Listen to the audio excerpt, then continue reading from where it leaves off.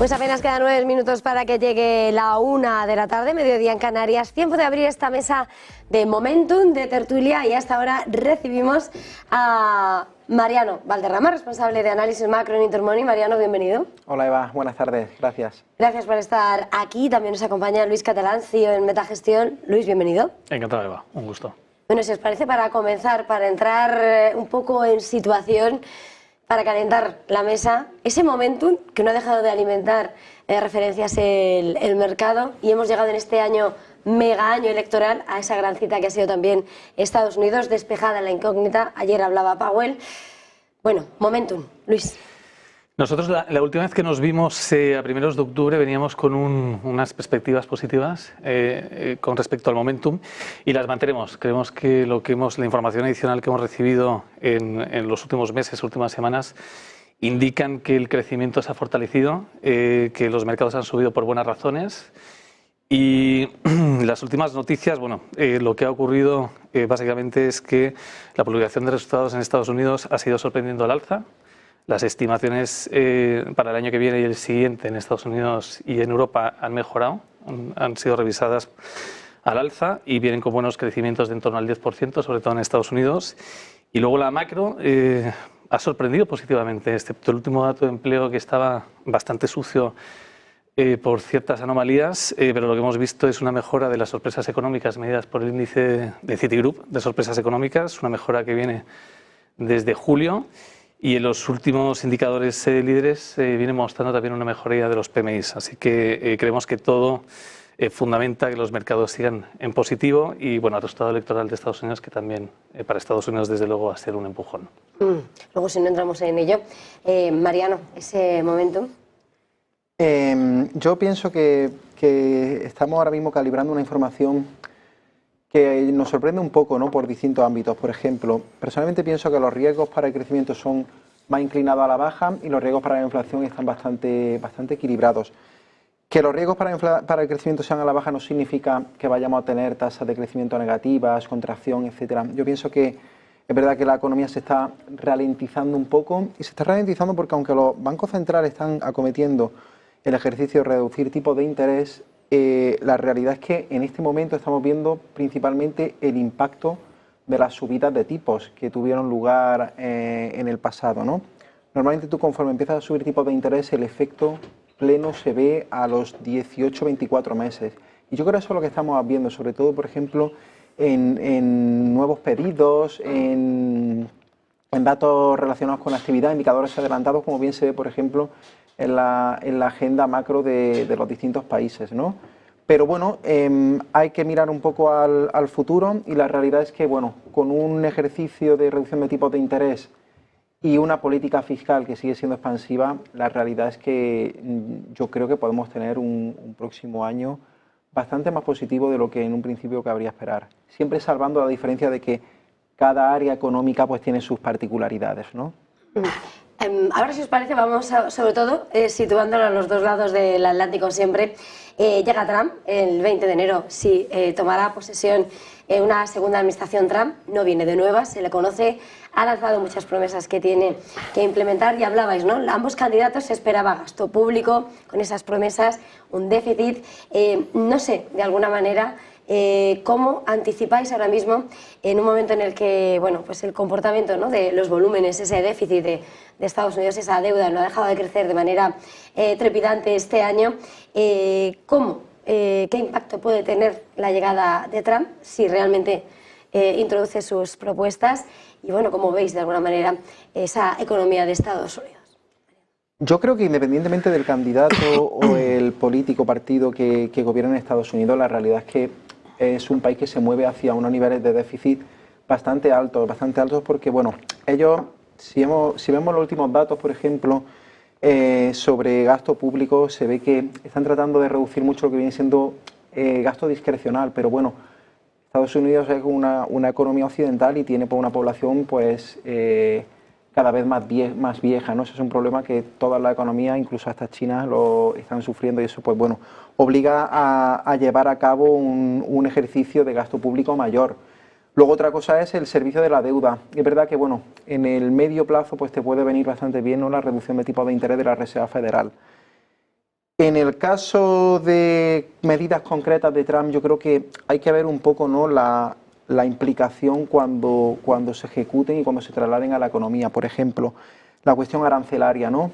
Realmente la cuestión arancelaria, que ha sido siempre un tema de debate, yo pienso que su impacto es bastante relativo en cuanto a inflación, porque, por ejemplo, tú al fin y al cabo estás castigando lo que viene siendo los productos importados, pero claro, ese producto hasta que llega, por ejemplo, al consumidor final, pues tiene que pasar por minoristas, hay una cadena muy amplia, ¿no?, transportistas, logística, etcétera. Entonces, al final, un impuesto que puede ser de un 20%, su impacto real puede ser, a lo mejor, al final de la cadena, de un 5%, menos de un 10%, ¿no? Y luego, pues bueno, la realidad de unos aranceles que al final tienen también una reciprocidad, porque si tú penalizas, a ti también te penalizan. Y ya vimos, por ejemplo, que la recaudación en el año 2023 de aranceles había sido de 84.000 millones de dólares. Eso es un 2% de la recaudación total. Luego hay otra cuestión, como he dicho, si tú aplicas aranceles, a ti también te los aplican.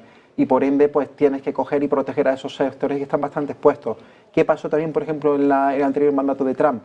Pues pasó que un 93% de los impuestos arancelarios recaudados tuvieron que irse a dar apoyo al sector agrícola principalmente. Es decir, recaudación efectiva que hicieron entre 2018 y 2020 fue 7% del total. Es muy poco. Entonces, pues bueno, yo creo que hay que bajar a tierra, por ejemplo, determinadas medidas, hay que ver un poquito cuál va a ser la implicación y, como decía ayer Jerome Powell en la reunión de la Reserva Federal, todavía no han aplicado a los modelos del propio Banco Central, ¿no?, todo lo que viene siendo el impacto en sí de las medidas, ¿no? En ese escenario, ¿cómo lo veis? Estoy bastante de acuerdo con que todas las medidas propuestas, o por lo menos la direccionalidad de las medidas que se han ido conociendo en estos últimos meses no van a hacer que cuadren las cuentas fiscales. Desde un punto de vista de cómo estamos viendo nosotros estas nuevas políticas o estas reformas que se van a hacer y cómo le van a pegar a los activos, bueno, por orden de importancia, la de regulación yo creo que va a tener un impacto súper importante y sobre todo sobre el sector más doméstico de la economía, como son las small caps, que ya vimos una reacción bastante importante después de bastante tiempo con una tendencia lateral contra el resto del mercado. Para ciertos sectores como el financiero, energía, que van a dinamizar bastante el potencial que van a tener estos sectores y que también van a suponer un aumento de la productividad en el medio y largo plazo. Eso sería un poco las medidas que van hacia una menor, o sea, deflacionarias. Pero claro, la bajada de impuestos que va a reactivar previsiblemente la inversión y el gasto disponible para más consumo, y el tema tarifario va en dirección contraria. Desde un punto de vista de activos, nosotros lo que vemos es una mejora de Estados Unidos con respecto al resto. No solo va a tener más crecimiento y inflación, sino que estas medidas que comentábamos, tarifarias, al final van a suponer un menor crecimiento en Europa y en Estados Unidos. Se habla de un 20% de tarifas para todas las economías, para todas las importaciones y un 60% para las chinas. Y bueno, ya hemos visto algunas estimaciones de cómo le puede impactar esto a, por ejemplo, el crecimiento de Alemania, que hay algunos reportes que hablan de entre 0,3 y 0,5 del Producto Interior Bruto para el año, bueno, desde que se implementen en crecimiento anual. Y lo que vemos nosotros al final es esa mejora relativa de Estados Unidos. A nivel regional estamos neutrales, veníamos de favorecer regiones ex Estados Unidos y emergentes ex China. Y bueno, ese sería un poco como lo estamos viendo nosotros. Pero riesgo y con mejoras relativas de Estados Unidos y de algunos sectores. Atendiendo a este diagnóstico que acabáis de poner sobre la mesa, enfrentando ambos lados del charco, claro, la mirada llega realmente ahora en esa evolución macro y en los riesgos, ¿no? Cómo se miran en la inflación, en el crecimiento, y llega, por tanto, la partida que puede jugar la FED y el Banco Central Europeo. Powell ayer movía ficha, decía que bueno, hay que esperar a ver cómo evolucionan los datos. Ha declarado su independencia de Trump. También el BCE dice que no sigue a rebufo de la FED, que tiene independencia, pero no sé hasta qué punto las nuevas reglas de juego puede afectar esa hoja de flexibilización que estaba introduciendo Estados Unidos, hasta qué punto Europa, el BCE, no va a tener que acelerar esos recortes. No sé cómo lo estáis viendo. Luis. Por nuestro lado sí que vemos que el resultado electoral y todas estas medidas de las que hemos hablado van a obligar al Banco Central Europeo a ser un poquito más agresivo en su bajada de tasas de lo que había sido hasta ahora. De momento nos atreveríamos a decir que esperamos un recorte adicional de un cuarto de punto y que a finales de 2025 vemos los tipos de interés en el 1,75. Luego, por otro lado, se da otra dinámica. En agosto vimos cómo la volatilidad de los mercados se pegó un shock importante por la diferencia de políticas monetarias que se está aplicando en Japón versus el resto del mundo y sobre todo liderado por Estados Unidos. Y bueno, da la impresión de que esta diferencia de políticas monetarias, así como de diferencial de crecimiento, se va a ampliar y se une el BCE a tener que tomar medidas un poco, a no poder seguir a la FED. Eso sería, lo que vemos al final es que esto es una oportunidad para la gestión activa, que va a haber más volatilidad en monedas, va a haber esa diferencial todavía más grande de crecimiento macro y de potencial de generación de beneficio de las compañías de distintas regiones, y eso lo vemos bastante positivo para tener una selectividad fuerte y da oportunidades tácticas.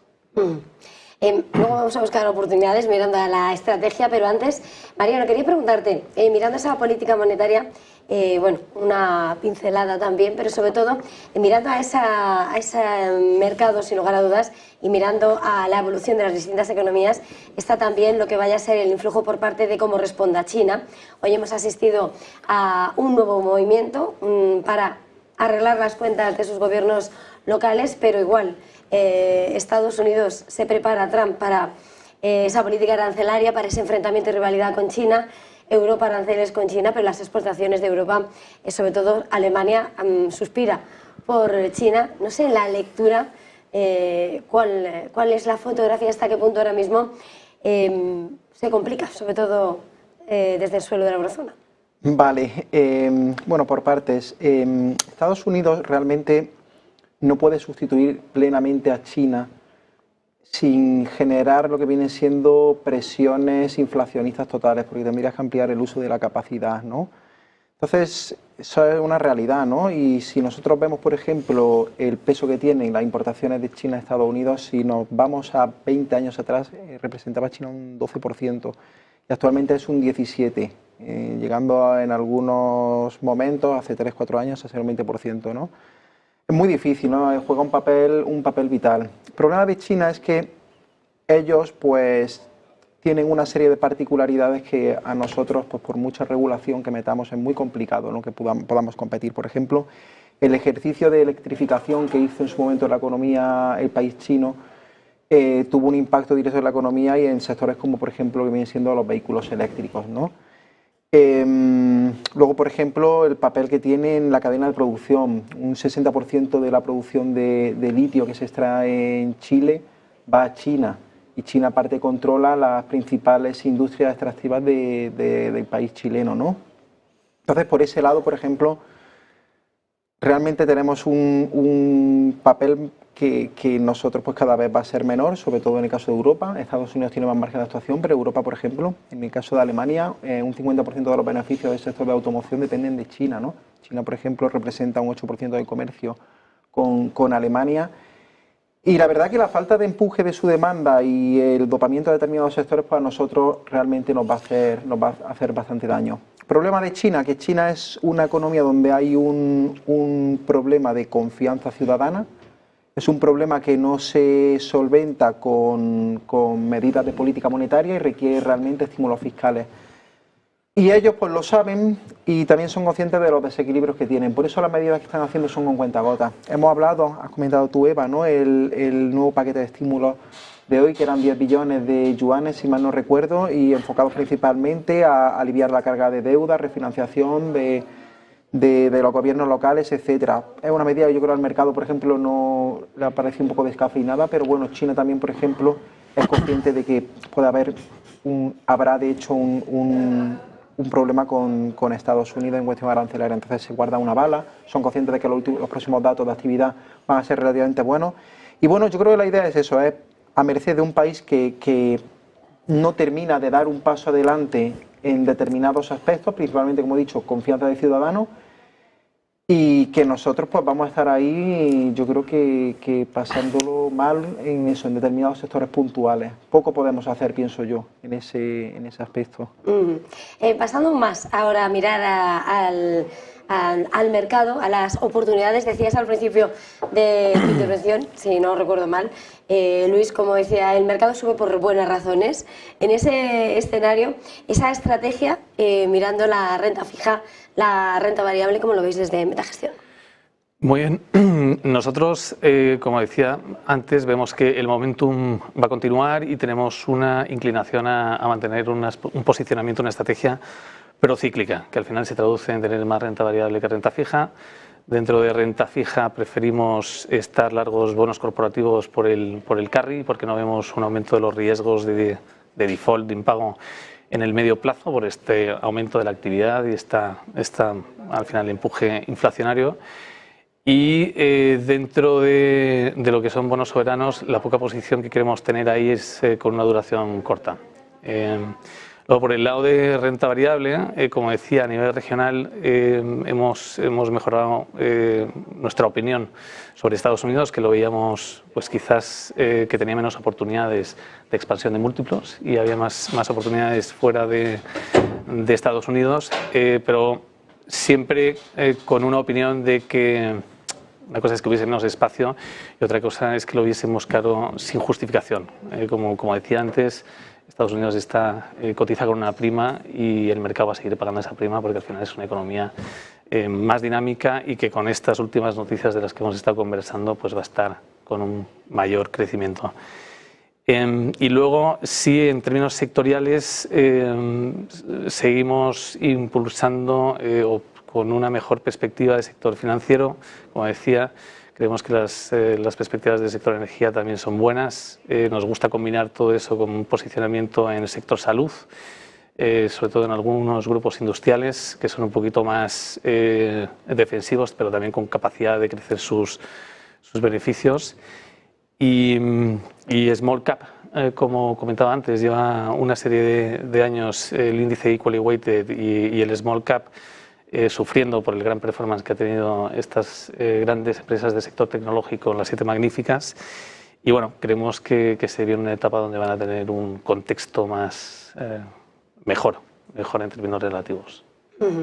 Y Mariano, a la hora de mirar al mercado desde Intermoney ahora mismo, la lectura que hacéis a la hora de buscar o detectar, ¿no?, esas oportunidades. Bueno, yo no soy gestor de fondos ni de patrimonio, pero tengo una visión, ¿no?, que al final pues, es mejor a veces ver los trotes detrás de la barrera, ¿no? Yo pienso efectivamente que es un momento un poco complejo, a lo mejor pues si estás en tema de renta fija, aumentar duración, creo que no hay que ser muy cauto, ¿no?, en ese aspecto, desde luego. Y luego renta variable, yo creo que las valoraciones en Europa es muy curioso porque yo pienso que el año que viene puede ser un año muy positivo, considerando mercado laboral, considerando salarios reales, inflación bastante anclada, confiando a lo mejor en que la demanda china termine de repuntar. Y la realidad es que bueno, las valoraciones de las compañías europeas son bastante bajas. Yo creo que por ahí, por ejemplo, hay un foco, ¿no?, un punto donde tú, por ejemplo, puedes encontrar cierto valor, siempre considerando que bueno, Europa, al final la excesiva regulación que tenemos juega siempre en contra. Y en el caso de Estados Unidos, pues bueno, Estados Unidos funciona bastante bien, la economía es bastante sólida. Ya lo dijo ayer también Jerome Powell, que la reducción de tipos, a pesar de haberla cometido, significaba que todavía seguían en un rango restrictivo, ¿no? Y ya ahí, pues, bueno, poner un poco la lupa en sectores que pueden verse muy favorecidos pues, por lo que viene siendo la elección de Donald Trump como presidente, ¿no? Como hablábamos un poco de política monetaria, no nos hemos referido precisamente hoy a esa decisión esperada de recorte de tipos como tal y el mensaje de Powell, pero por tirar un poco lo que estabas diciendo, ayer defendía su independencia Jerome Powell, decía que no se tenía por qué marchar porque llegue Trump, pero de alguna manera, igual que estábamos escuchando en los últimos meses, va a seguir ayudando a la economía por el lado demócrata, que es quien le ha puesto el sofá, el sillón hasta ahora. ¿Creéis que puede cambiar, que realmente esa injerencia política puede afectar y trastocar a esas decisiones próximas de la FED? ¿O? Yo creo que no, porque Trump siempre apoyó, ¿no?, una Reserva Federal con tipos bajos y realmente el camino de la Reserva Federal es ir reduciéndolo. El problema es que la Reserva Federal tampoco va a tener tanto margen como para reducirlos a niveles de antaño. Es decir, nosotros tenemos que jugar que la tasa natural está en torno al 3, 3,5, incluso un poco por arriba. La economía sigue siendo sólida y de hecho cuando revisaron cifras de desempleo en la anterior reunión situaban una tasa de empleo para el próximo año de un 4,5.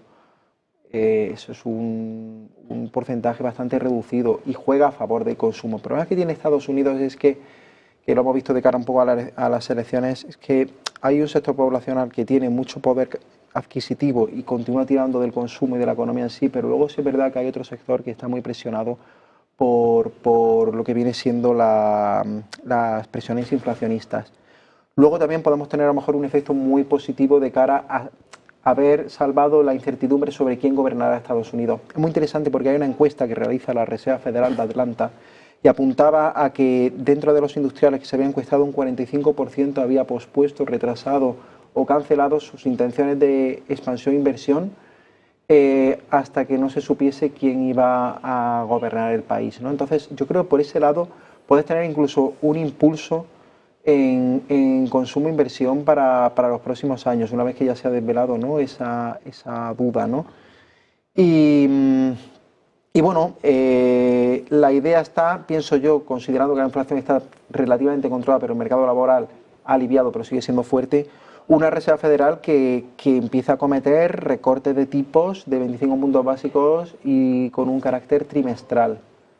Yo pienso que ese, por ejemplo, sería un escenario lógico porque hay que tener en cuenta pues todas estas cosas que he comentado que juegan a favor del consumo. Pues por terminar, Luis, porque estábamos señalando un poco el horizonte de Powell, ¿dónde estarían ahora mismo los principales focos del mercado? Estamos en la recta final del año, los principales riesgos, las principales oportunidades que van a mantener vigilante al mercado. Ya no queda nada para que valga. Ya no queda nada. La verdad es que estas semanas han resuelto muchas incertidumbres. Ha estado poblada de noticias tanto en la macro, micro y bueno, con todos estos acontecimientos. La verdad es que nosotros lo que esperamos es un final de año quizás un poco más tranquilo de lo que hemos visto en las últimas semanas y que poco a poco con los nombramientos y las medidas que se vayan anunciando de cómo va a ser ese gobierno en Estados Unidos se vayan disipando la incertidumbre y traiga un poquito más de calma, por lo menos en el corto plazo. Los temas geopolíticos y los riesgos que hemos visto a lo largo del año siguen estando ahí, pero no vemos que vaya a haber una noticia marginal que le pueda pegar a los mercados, o que podamos anticipar. Pues muchísimas gracias a los dos por este tiempo. Luis Catalán de Metagestión, Mariano Valderrama de Intermoney. Feliz jornada, feliz negocio, feliz fin de semana. Muchas gracias, Eva, igualmente.